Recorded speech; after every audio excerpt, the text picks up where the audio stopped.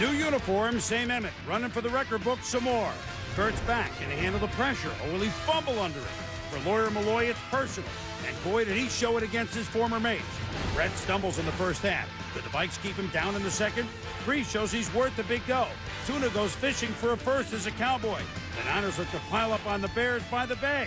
Catch it all on week 1 of NFL Primetime.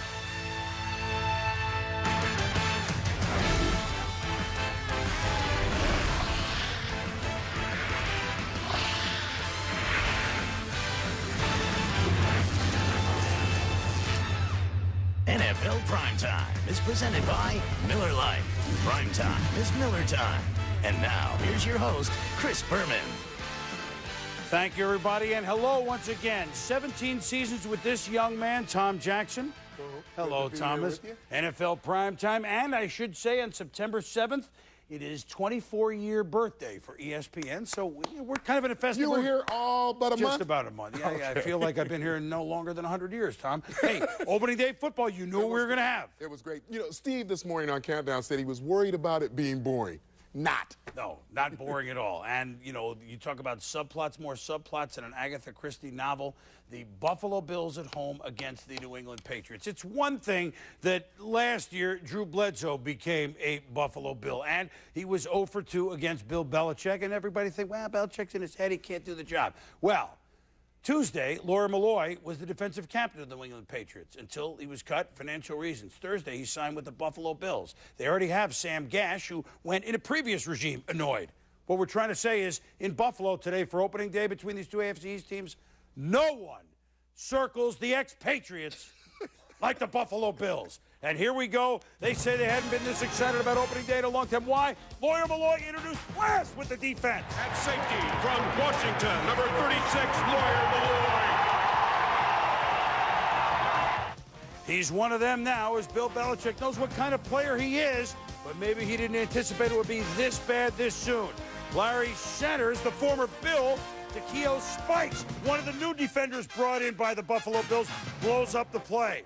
Then, Buffalo scoring an 80-yard drive early. Bledsoe to Dave Moore, 90-yard drive. Touchdown through 17 of 28, 14-0 Bills against Belichick in the pass. Then, Tom Brady, Troy Brown, nailed by Spikes. Patriots forced to punt, crowd in a frenzy. Still 14-0. Another new addition, the kid, Sam Adams, rumbling, bumbling, stumbling. Touchdown! Sam Adams goes well with wings. It's a touchdown, Bills.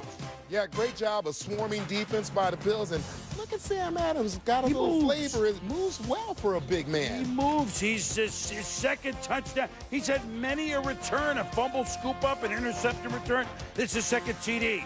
Then, guess who's back? Lawyer Milloy, doink, off of his hands and helmet into the hands of Nate Clements. You couldn't script it better if you were Lawyer Milloy. And then, Tommy, Milloy. Yeah, working here against tight end Christian Fourier.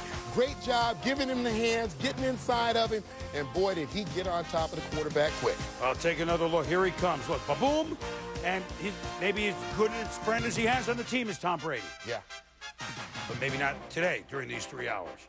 Brady, under pressure this time, it's Spikes. Oh, look at that. The ball just floated into Spikes' hand. And now with a 28-0 score, Brady. It was not his day.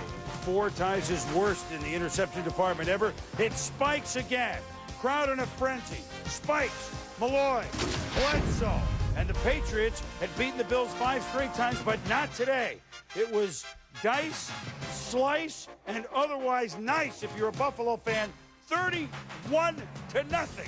as the Bills get Milloy with an interception, a sack, 5 tackles, 2 picks for Spikes. I think you get the general gist. Look, if ever there was a question that football is a game of emotion as well as ability, as well as scheming, this we saw.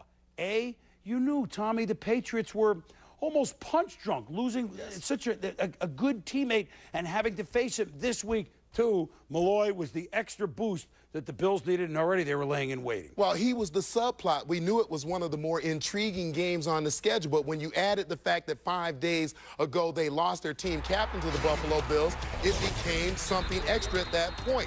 And this is the extra point. Lawyer Milloy here, deep coverage against David Patton. Look at the timing of the play that he makes. Not interference. Does a great job of tipping the ball up. Nate Clements makes the interception at the back of the end zone. Lawyer alert enough to actually see him do the great job of keeping his feet in. Then he is a safety who can do everything. Coming off the edge against Christian Fourier. Great job again, getting the hands on him, getting inside, worked outside first, then getting inside. And I think when you look at this, we look at moves that will reverberate through the season. We know that this one will because they play the last game of the regular season. Well, look, the Patriots will eventually get off the mat. However, they go to Philadelphia next. Not a good place to be. Buffalo, look at the moves they made on defense, Tommy. Look at all the moves they made. Sam Adams. Spikes, Adams playing the role of Ted Washington, right. now a Patriot, That's right? Spikes, and look at Milloy. They went from a questionable defense maybe to one of the better defenses in the league, and they did it really, I think, the end part of it within 5 days. They tell me that they haven't had this excitement up there. Look, this has been an AFC championship team. Right. They haven't had this excitement for opening day in a long time, and boy, are those fans reveling this evening, that's for sure. As we go on NFL Primetime, there's something new this year, and the bottom line, we'll have all sorts of stats and all additional things you need to know about all the games as Tommy and I dissect. Enjoy it. We're just getting started. Lots more ahead on NFL Primetime. Jake the Snake takes over for the Broncos. Would he be facing the same old Bungles or the new and improved Bengals? Charles Rogers makes a spectacular Motown debut. But would another rookie steal the game? The Vikes look to take care of the pack attack with an offensive attack of their own. And the Bill Parcells era kicks off in Big D. Would no Vic mean no problem for the boys? Ravens with Ray Lewis healthy, back to play the division champion of a year ago, the Pittsburgh Steelers. Kyle Bowler, 7th Ravens starting quarterback in 7 seasons. The youngster, 2nd and 1st round draft picks from Cal. How would he do? Well, answer, his bell was rung. Kendrell Bell with the pick. That leads to a Steelers field goal, so it's a 6-0 Pittsburgh lead midway through the first. He's been around football a long time, and as good a season as he had last year, his first opening day start, Tommy Maddox. And you wonder, could the fairy tale continue? Tommy had the touch, starting with Hines Ward right here. Yeah, and remember that this is a football team that used to be the best rushing team in the league only 2 years ago. They have made a complete transition to a pass-first, run-second team. Well, because you use who you have. You got Hines Ward, you got Antoine Randall, L/number 3 in his second year. You got Plexico Burris. You got these 3 guys at wideout. We haven't even hit on the new tight end, but we will. It's just Maddox to Ward. That's a pretty catch and a nice throw where it couldn't be intercepted. 13-0 Steelers, 5 for 5 for Maddox on this 8-play, 90-yard drive. Now 3rd quarter. 4th and 1. Well, maybe we will run it, but it's not the Boston's famous Amos Zeraway. Tom, look at the play. Yeah, nice toss, the pitch toss, fake dive toss. Zeraway gets to the corner for him, and these are the kind of plays that they want. Then look at this setup. Slot up at the top of the screen. Reimers singled up on the safety. You need a jam at the line of scrimmage. They don't get one. He gets on top of Ed Reed, quickly dips inside, and the one thing Tommy Maddox does as good as anybody in this league, get the ball out of my hands and deliver it to the spot. And that's a pass-catching tight end for Pittsburgh. That's really new. Maddox, 28 yards. Hines Ward. Now the Ravens are, well, they're never more. 27-0 the Steelers. And look. Yeah, and you see the coverage come off, looking at something coming across. Great scheming by the offensive coordinator of the Steelers. Get Hines Ward open deep. 21 of 29, 260 for Maddox. An impressive win for Pittsburgh, 34-15. And I guess Bowler was going to take his lumps. So he decided that Redmond didn't have it in preseason. Yeah, and I thought Clark Higgins, who was responsible for the position of Joey Porter, 9 tackles, 1 forced fumble, 1 sack. So maybe the Steelers will not miss Joey Porter quite as much as they thought they would. Colts, Browns, 2 wildcard teams in the AFC last year that were losers in the playoffs. Tony Dungy's Colts. Hey, let me tell you, neither quarterback played great. It was a sleeper for 57 minutes. It was 6-6. Colts with the ball at their own 8-yard line each. Manning and Holcomb were intercepted twice. Manning, Marvin Harrison.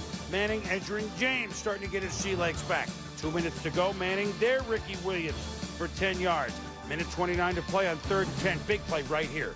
Reggie Wayne from stately Wayne Manor, 15 yards to the 49-yard line. Manning still in the hurry-up. They run it pretty much all game, so he's very comfortable with this, Tom. Then, underneath for Harrison caught 9 for 44, but he caught 9. 49 seconds to go. Manning.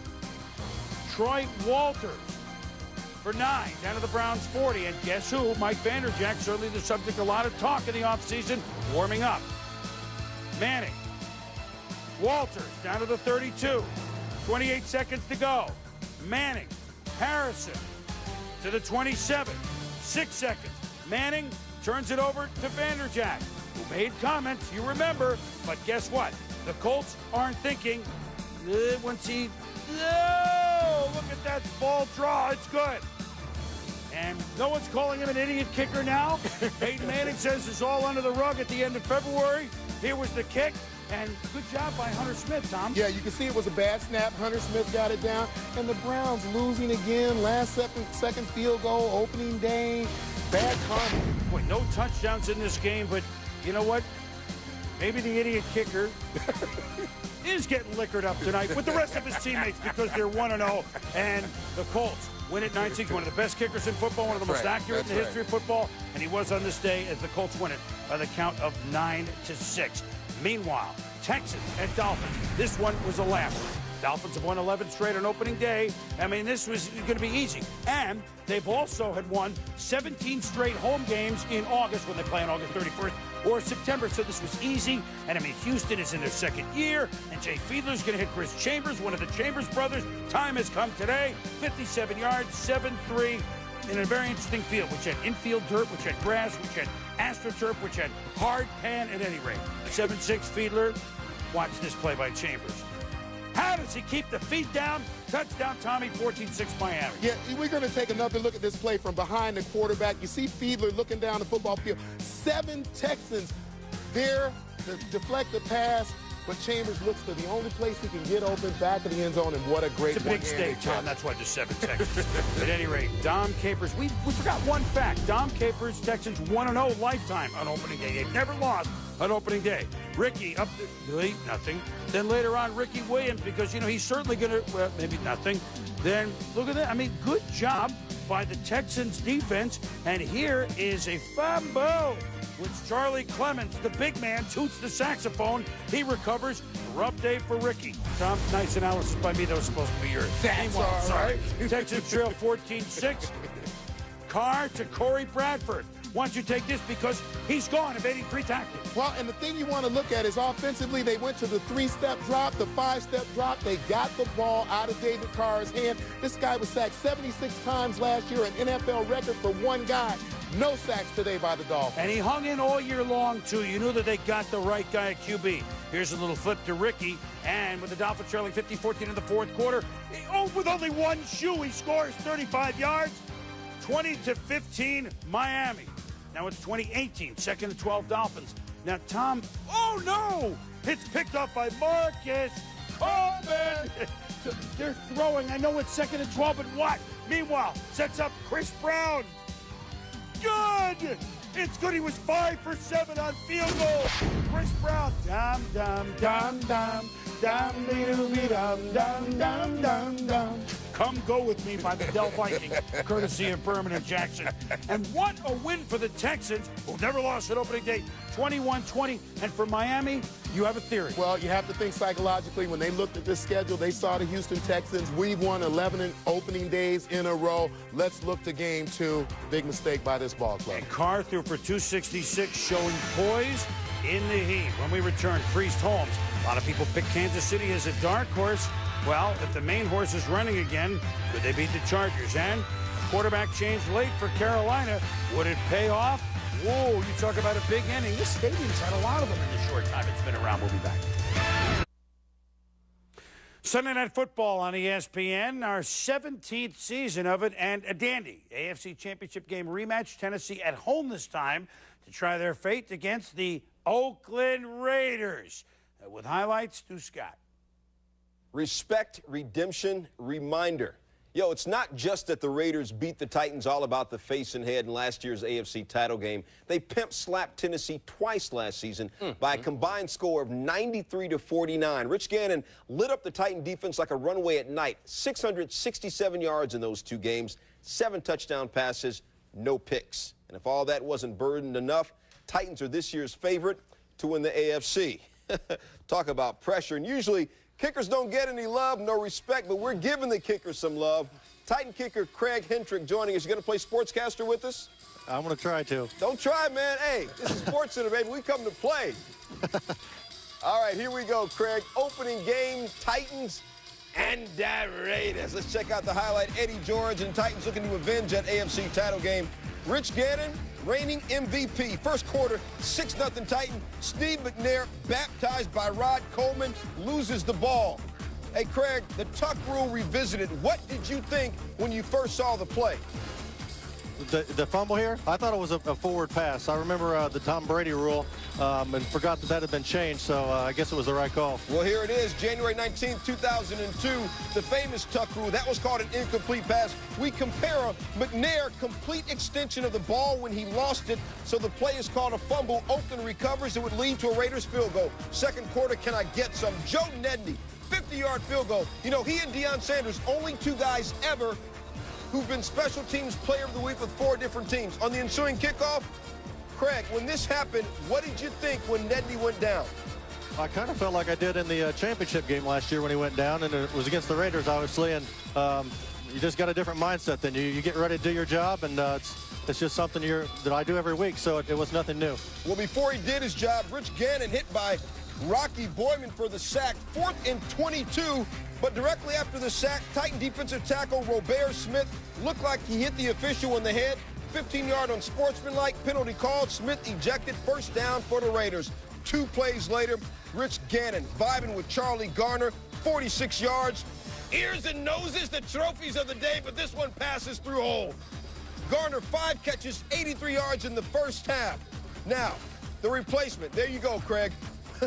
Dude, you hadn't made a field goal since September 95. What's running through your head here? Actually, I was sitting back there, and the field goals looked like little fork tines. I didn't know if the ball would fit through it, but fortunately it went through, and after that, everything was easy. 49 yards, Titans a 12-10 lead. Fourth quarter, 15-13 Titans. McNair, redunculous to Derek Mason. McNair needs just 578 yards to be the 5th guy with 20,000. Now, tell the truth, Craig.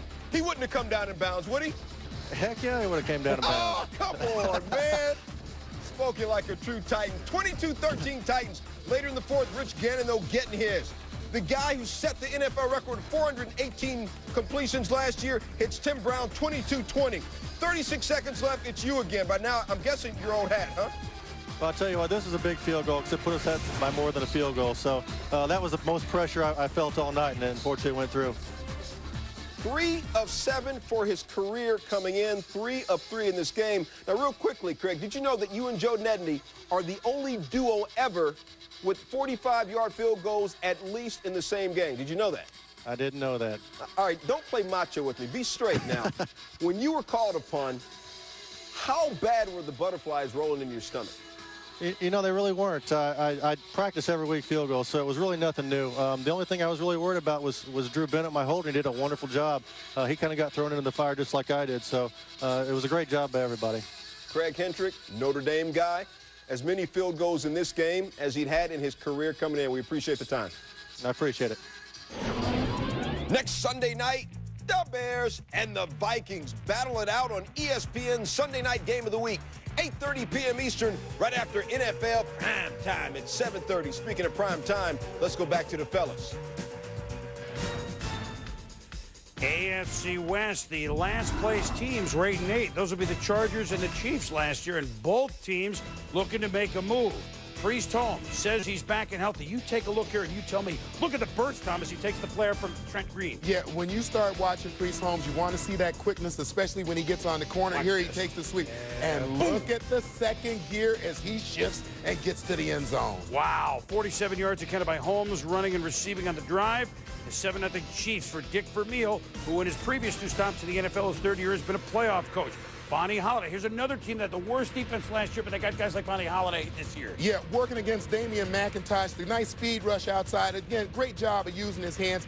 Here again, you see him now inside. Look at him power through, gives a nice little overhand and the swim upfield. Great job of getting his hands on Drew Brees. And then look at the jump. Watch him. He's going to be at the top of the screen. Look where the rest of the D-line is, about a step behind him as he turns the corner. And again, the heat on Drew Brees, and he gets another sack. Well, 3 sacks for the Chiefs, all by Holiday, all in the first half. Later on in the first quarter, 1st and goal from the 5, Kansas City. And here is Priest Holmes. I'm just going to get to the corner, and you're not. Touchdown. 183 total yards for Holmes, who had over 150 total yards in the first half when Kansas City put it away. At 14-0, Trent Green, Johnny Mwatt salts away a 20-yard touchdown. 24-0 Chiefs at the half. Now the score 27-7. 4th and inches in Chief territory. LaDainian Tomlinson bottled up. LT had a total of only 61 yards. Holmes had 183. Greg Robinson, Chiefs defensive coordinator. Yeah, they held him on 4th.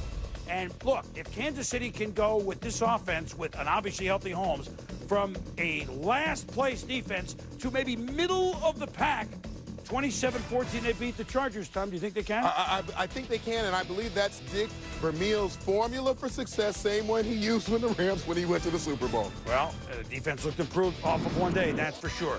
Broncos at the Bengals. Jake Plummer, the quarterback this year for Cincinnati. Look at me for Denver, and look at the Bengals. They're wearing all black. More on that in a moment. Yeah, but Plummer's pass a little late to Shannon Sharp, knocked away by Torrey James. Field goal, Denver, 3-0. Play action, not play action, action by Clinton Portis. Sophomore slump doesn't look like it. Yeah, Clinton Portis so quick to the hole. You just see that there's no hesitation in his game. When he decides he's going to run north-south, especially when you get down into the red zone, there may not be a better back in the league. 24 for 120 for Portis, 10-0 Denver. Then Plummer back to pass, tipped at the line by Carl Powell, intercepted Brian Simmons. Plummer, 3 picks, 12 of 25 for 115. Not a day at the beach. However, they were playing the Bengals, Tom, and so it doesn't matter. Yeah, and one of the things you're going to see this year is Clinton Portis used in a number of ways. This is trips right. Clinton Portis motion to this position. Now you run him on the drag underneath. A nice, easy throw for Jake Plummer. Clinton Portis able to make something positive happen out of it. Then again, you get down in the red zone. This is designed to go outside. He makes the nice cut, very similar to what Terrell Davis used to do. The one, get on top of the safety and get yourself down the football field.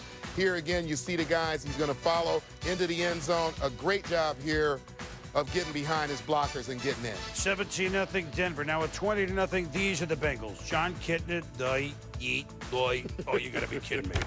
It's a shovel pass in gold. All that glitters is gold. And boy, what was it, 80 degrees today in Cincy, Tom? Good time to break out the all-black uniforms for a 1 o'clock start at 80 degrees. Try a night game! Broncos win by the count of 30-10, and it's hard to tell how good they look. Well, I think for the Denver Broncos, really in the judgment of Jake Plummer, you're going to have to look to next week, because this week they really didn't play what seems to be a very good football team. Marvin will have him better, but he now knows it's going to take time. Jacksonville at Carolina. Jack Del Rio, defensive coordinator last year for John Fox at Carolina. Now he's his head coach debut. They say they wanted to trade Mark Brunell. I just don't understand why. How about that throw to Matthew Hatchett? He buries the hatchet. Last play of the half, 33 yards, 14-0 Jaguars. Rodney Peete pulled, 3rd quarter. Jake Delhomme replaces Peete. He had an intriguing second half. Delhomme, Rashid Muhammad, touchdown Carolina, 17-7. 22 seconds left. Panthers down 23-18. And this is it. Delhomme to Ricky Prohl on 4th down. They miss a 2-point conversion, but the Panthers are leading 24-23. Mark Brunell back to pass. Now, you know what? With 4 seconds to go, he took 3 seconds on this. It's a long field goal attempt, but why not try it? Seth Marler trying to produce the game winner, but it's partially blocked. And the Panthers, with Jake Delhomme, 2 picks, with 3 second-half touchdowns, who would have guessed that this one would be a scintillating game, 24-23? And I would like to say something about Mark Brunell. He doesn't have a cast. They say they want to trade him. Tommy, today, 23-27. I know he lost. You tell me he's not one of the top 6 to 8 quarterbacks in football. Yeah, I absolutely, I think he is. And then the other quarterbacking position, Rodney Peete may have played himself out of the starter's position. I think we see DeLome next week. So Carolina 4-0 in the they always win in the summer, don't they, Tom? That's right. 4-0 in the preseason. They're 1-0 thus far for John Fox. When we return, Kurt Warner, Giants. Would Warner start off better than he did last year, which was essentially never starting at all? And the first sighting regular season of Emmitt Smith, Cardinals, Lions. Who would have guessed this would be the abacus game of the day? Our prime cut highlight here on NFL Primetime. Kurt Warner, after a disastrous season last year in which he was injured, never won a game in which he started. He's playing the New York Football Giants, and hello, Michael Strahan forces the fumble. Orlando Pace recovers, but the beginning of a long day for Warner. Talking with head coach Mike Martz. 3-0 Rams on their own 5. He dumps it off incomplete from his own end zone. Next play, Isaac Bruce, low and away. Now 3rd down. This sums up the game. Warner trying to buy time. Where is it? Giants all over him. It's a fumble. Kenny Holmes recovers. Touchdown, Giants, 7-3, New York. Yeah, and obviously, you look at that play, Kurt Warner threw all 3 times from down around his own end zone. Tricky Rams, shovel pass on a 45-yard field goal attempt to Brandon Manamaliuna. It's a gain of 11. Oh, Bobby Haber, the special teams coach, says great. But Kurt did it, as you pointed out earlier, Tom, on his own 5. Now why not do it on their 5? It's a fumble. Mike Farrell the hit. Kenny Holmes recovers. Warner can't hold on. And then, even though you're deep, make them pay. And the Giants do that. Kerry Collins to well-dressed Amani Toomer. Beats Travis Fisher 22. Setting up a Matt Bryant field goal. He had 3 for the revamped Giants special teams that played well today.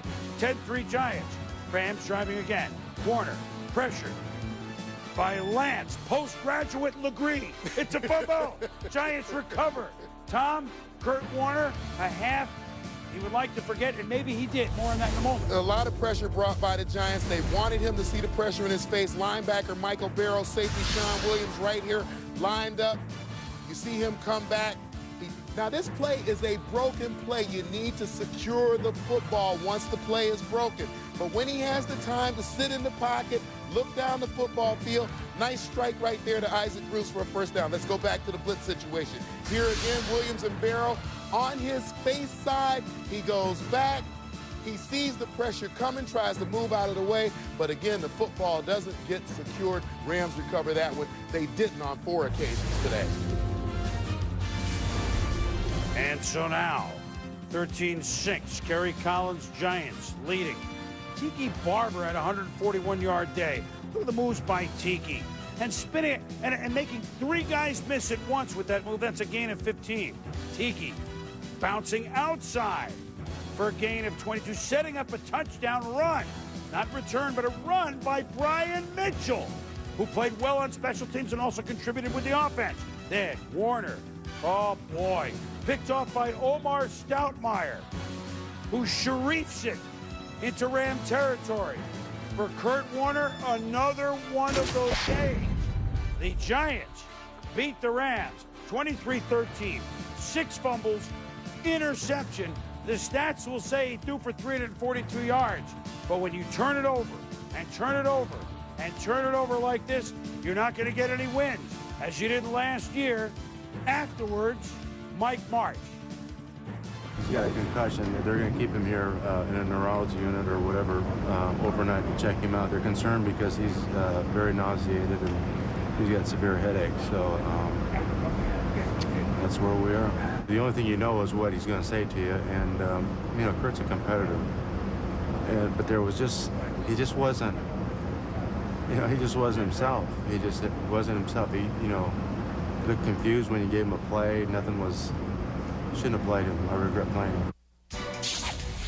Well, first things first, the fumbles, not all of them lost, but most fumbles in a game, Warner one shy of the record. Set by a young, well, at least it's a record held by a Hall of Famer, Len Dawson.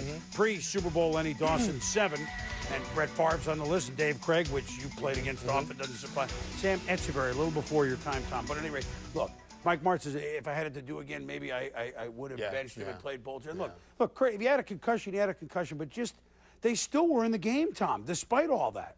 Well, in the game, but, you know, I think if you had the concussion, you have to draw that line between being a competitor and being smart with your quarterback, because any success that the Rams are going to have, they're going to have because of Kurt Warner. But when you look at some of these mistakes, and maybe he did have a concussion, you have to have that clock in your head as a quarterback. Here, coming out on your own 5. We got the clock down in the bottom left hand of the screen. 4.7 seconds. He's outside the pocket now. Let that football go. Get rid of it. He gets hit at 6.5 seconds. Ball out. Giants get a touchdown. Now on the 5 coming in, you have a mishandled snap.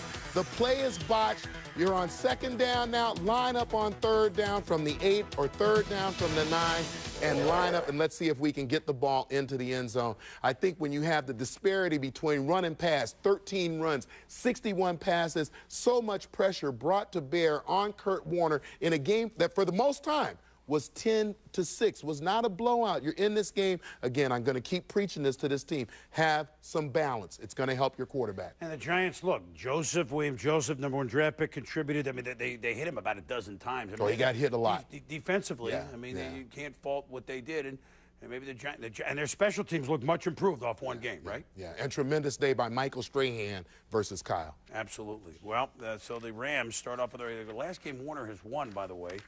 Championship game in 2001 at home against the Eagles. He'll have better days. Meanwhile, 2 franchises that maybe 60 years ago were winning, the Cardinals and the Lions. Emmitt Smith, debut as a Cardinal. Steve Mariucci, first game head coach, Detroit Lions. And this game was fun.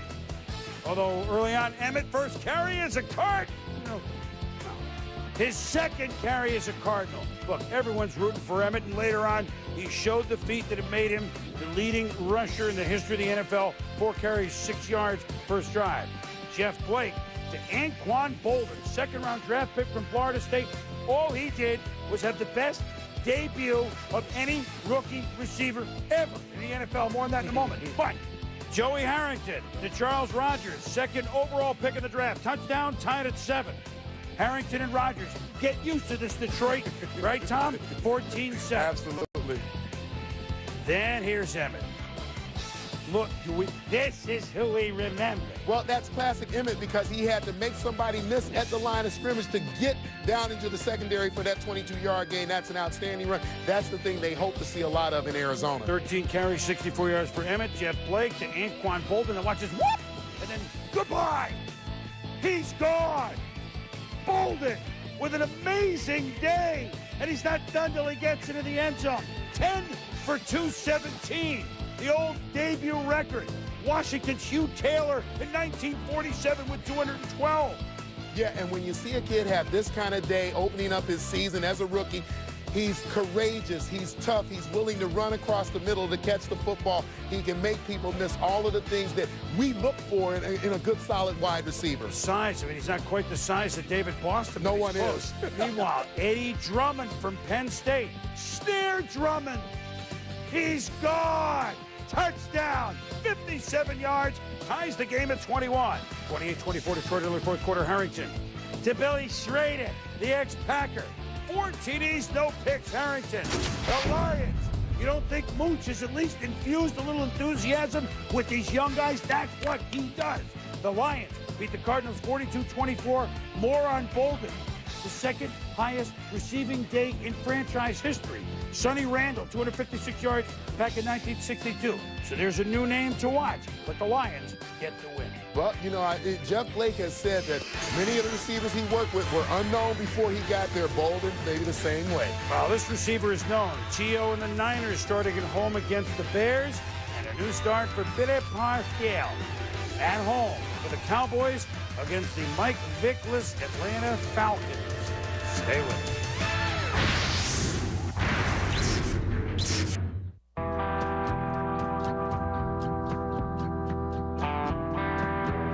What can a squeegee teach us about replanning your retirement? It's best handled by someone with experience. At Wachovia Securities, we learn from the world around us and provide investment insights when they're needed most. Together, we can achieve uncommon results. Wachovia Securities. Life got simple the day I plugged into the big brown machine. West Coast overnight, done. China, 48 hours, done. Brown picks it all up together and delivers it all on time. And with that global... Welcome back to NFL Primetime, presented by Miller Lite. New era in San Francisco, Dennis Erickson. Good coach. He's got a pretty good team, as Cordell Stewart and the Chicago Bears found out today. 10-0 Niners second quarter. Stewart. Desmond Clark touchdown. Would this be a game? Stewart's first TD as a Bear, obviously. 49ers punting. The game started to turn right here. Bobby Wade fumble. Jimmy Williams forces the fumble. Niners recover. What happened here, Tom? Well, Bobby Wade, he's a rookie, and we said that there's going to be some rookie mistakes made in special teams. Going to field that one around the 5-6 yard line. And then Brad Maynard's punt blocked right there, protection skills, all of the things that we talked about this morning. Rookies working on special teams, you'll see those mistakes the first 2 weeks of the season. After the turnovers at the 16, Jeff Garcia, they constantly got the ball in the red zone, half on time on Gifts. And to Ty Streets, he's hurt. He stayed in the game, got hurt on the play. But they missed the PAT, but the Niners are up 23-7. Then, under a minute to go in the first half, Bears at the Niners 34. Goodbye, Ahmed Plummer. You got a clog in the drain, you call the plumber. He could go all the way, 68 yards. And then by the fourth quarter was a laugher, very fittingly, in Dennis Erickson's first game as head coach of the Niners, 49 points. They win 49-7. Boy, the Bears can't. When can we get to Soldier Field? Won't happen until week 4, Tom. This was. Well, and in a game where you're getting blown out 14-34 for 95 yards, it's just. Not good. Not good. The Niners very impressive. Saints at Seahawks. Mike Holmgren, just the head coach now this year, the Seahawks. Saints up 3-0 second quarter. Boy, the way they finished defensively, though, Tom, Matt Hasselbeck and Darrell Jackson.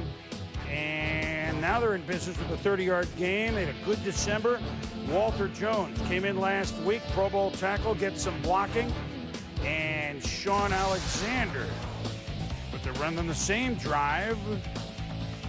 So they weren't sure what kind of line they would have here, but Alexander says, give me a little bit of daylight. I'm going to dive to the one. He ends up scoring, makes it 7-3.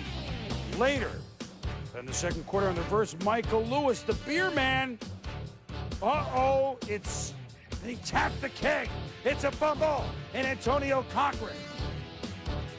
If you can coach, you should approach. Recovers for the Seahawks. Hasselbeck to Gordon Robinson. Breaks a tackle. Breakout year for him this year, Tom. 35-yard touchdown, 14. Yeah, and let's take a look at the defense, because missed tackles is the thing that a coach doesn't want to see in there. Bucky Jones and Ashley Ambrose have a chance to make the play. They don't. Gordon Robinson is gone. And then, second quarter, Hasselbeck screen to Alexander. Alexander's ragtime band. He had a pair of touchdowns, 108 yards rushing. Seahawks lead 21-3. And then Brooks doesn't see the snap, ball loose. Seahawks recover later in the third. Brooks, nice. Oh, what a stick by Ken Hamlin on a Dante Stallworth. Joe Horn of the Saints, 27-10. It's a big win for the Seahawks.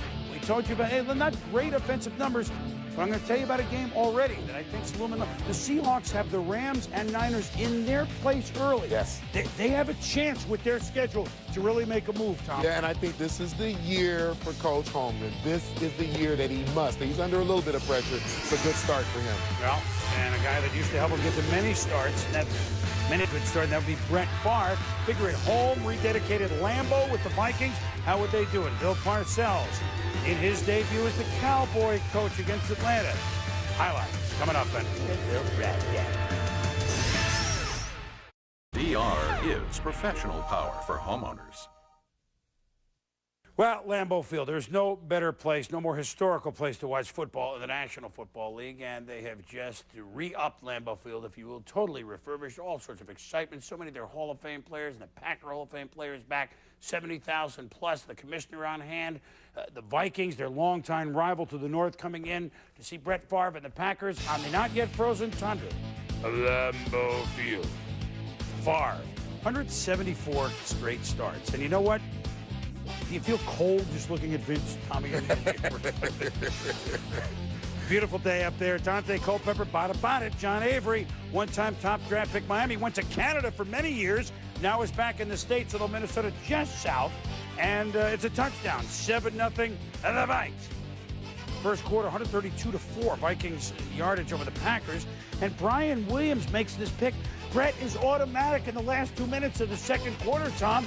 He led them right down the field. But then this play, as Williams continued 77 yards, inexplicably, until you take a look at the replay. Yeah, a little miscommunication on the part of Donald Driver, the wide receiver, Brett Favre, the quarterback. Brett going to be looking for Donald Driver coming out of the slot to run across the middle of the field. As he looks at him, he breaks underneath. He's got him beat. Brett releasing the football. Donald Driver hooking back outside, trying to get open to the open space. Defender moves on to the football. 3 picks in the first half, and the Packers are trailing the Vikings on rededication. They have Lambeau Field 20-3. Culpepper to Moss, 27 yards. Randy in the game, 9 for 150, Tom. 27-3 Vikes after this play. Short drop with no pass rush at all, and it beats double coverage for the touchdown. Then very scary moment. Donald Driver, watch him land. Trying to catch a pass. They end up cutting off his face mask. And he was down and motionless. Everybody hoping and carted him off. But the good news, x-rays negative. A neck strain. Will stay in the hospital until tomorrow. But what looked horrible, at least, is good news. Back to the game. Favre throws in a double coverage. And ESPN's Corey Chavis makes the pick. 4 picks for Favre. 2 by Chavis. And even though Favre mounted a comeback, 30-25. The Vikings beat the Pack, which is an eye-opener when you consider the way the Packers ended last season, Tom, at the Jets and in the playoffs against Atlanta. And we see another defense that is at least improved somewhat in the Minnesota Vikings, and what a good start for Dante Culpepper. Pretty good day throwing the 3 touchdowns. Falcons, Cowboys. No Mike Vick, but one Patriots. And it's the owner rolling out Mike Vick. That is Arthur Blank rolling out Mike Vick to watch Doug Johnson play quarterback. Meanwhile, Cowboys lead early 7-3. Carter on the run. It's a folly floater intercepted by Keon Carpenter. I think Phil Simms can remember any of those conversations. 7-3 at the half. Carter scrambling. Loses the ball. Matt Stewart recovers for Atlanta. Early moments, then Sling Johnson slings it in the left flat. Warwick Dunn, 10-7. Falcons grab the lead. Yeah, and great job of Johnson pulling people to the middle of the field. That's Dexter Coakley in the spot shadow. He has the coverage on Warwick Dunn going outside, and you just see how he just kind of got froze in place by Johnson. Stare over the middle of the field. Little easy pitch and catch, halfback quarterback. Hey, look, Atlanta was 9-6-1 last year. They have to have more than Mike Vick, and that's a nice against-the-grain toss by Johnson to Algie Crumpler. So 2 touchdowns today for Johnson. This is the big one, 41 yards, which opens up a 17-7 lead. Now with the score 20-7 Atlanta. Carter says, Dallas, let's get back in this thing. They do have receivers now. And that's Joey Galloway stepping in front of the defender. Touchdown, 49 yards. Extra point blocked, 20-13. Next drive, Atlanta. Doug Johnson. Won a game last year at New York, you remember? Against the Giants, 12-yard completion to Crumpler. First down, 3rd and 3. The big offseason acquisition for Atlanta, that's ex-Buffalo Bill Peerless Price. Very nice, stays in bounds. 3 plays later, Johnson, 1 yard, 13 plays, 75-yard drive, took 8.5 minutes. And he kind of gave Bill some of his own medicine, chew up all the clock. And Atlanta beat Dallas 27-13. Give Atlanta the nod, Tom. They come out, they play steady ball, they hang in on the road, they win the game. Bill Parcells afterwards, debut as Cowboy coach, not thrilled. We played virtually the whole third quarter deep in our territory, and we're making mistakes. We couldn't move the ball. We didn't generate much. So you do and then when the one ray of hope did happen, when Galloway caught the touchdown, we missed the extra point, okay, which we would have been within 7 there and had a real chance. And then they drove the ball a length of field and scored. So it was pretty simple, and that's a recipe for disaster. Questions? Well, no question whether he's got enough at the helm at quarterback. As we go inside the numbers, it was a day which began really on Thursday of last-second frantic finishes, which you predicted, Tom, in Week 1. Starting with John Hall on Thursday night, and a lot today. Inside the Numbers, brought to you by Visa. Love the NFL. It's everywhere you want to be.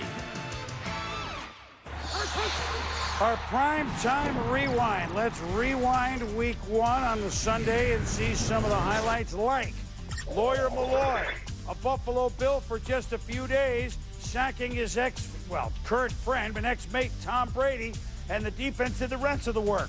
Takeo Spikes was great. The keg, Sam Adams scored a touchdown. Buffalo clobbered the Patriots 31-0. Speaking of clobbered, Kurt Warner sacked six times, fumbled 6 times, played with a concussion. This fumble in the end zone was a TD. The Giants win 23-13. Randy Moss, 9 for 150. The Vikings have always given the Packers fits in Minnesota. This time they beat him in Green Bay as they win 30-25. The Texans, 2 touchdown underdogs, get 5 field goals from Chris Brown, and they shock the Dolphins in Miami. Their first opening day loss in a dozen years, 21-20. And the Bengals. Kittner throwing interceptions, Ian Gold scoring. The Broncos win 30-10. Some of what we saw. Tom? My game ball goes to one of those new Buffalo Bills, Takeo Spikes. What an opening day he had for them. 6 tackles, 2 interceptions, 3 passes deflected. The immediate impact that head coach Greg Williams was hoping that he would have. Priest Holmes has been as good a back as anybody in the last 2 years, but he was hurt late last year. He said he was fine. Yes, sir. 180-plus yards total offense as the Chiefs beat the Chargers. For Tom Jackson, I'm Chris Berman. Thanks for watching Primetime.